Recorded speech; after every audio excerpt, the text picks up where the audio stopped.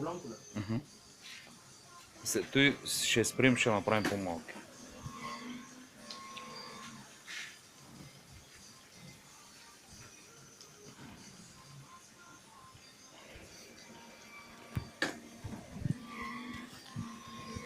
За малко е пържен.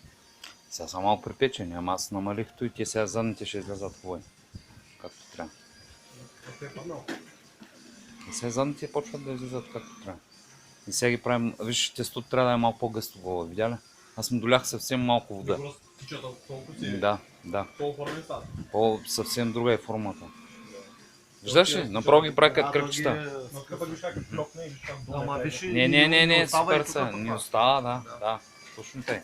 Това е идеята. Да не остава, защото той тесто като засъхне след това ще стават супер. Какви са? Супер са. Значи малко по-гъсто по нас е. Да. Пък при уни по-ред покарахме да може да става по-голяма да се изтича. Не може, иначе стават малки. Но той този дозатор, като го свиваш, пак ще ги държи с перфектна форма и по-рядко да е тестото. Яшка са хубави. Парса.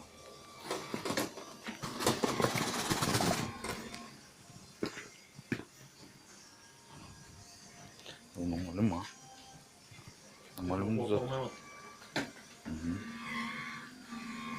Взема да с по-кофта форма, да останат това.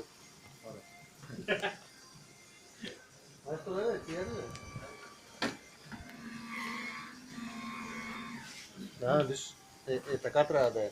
Да, точно така.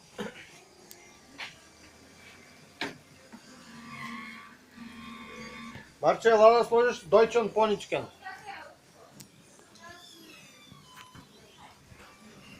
Няма ли? Да иде нещо по-голямо, ако видявам, че имам грес. Кажи, нямахме масло доля с грез.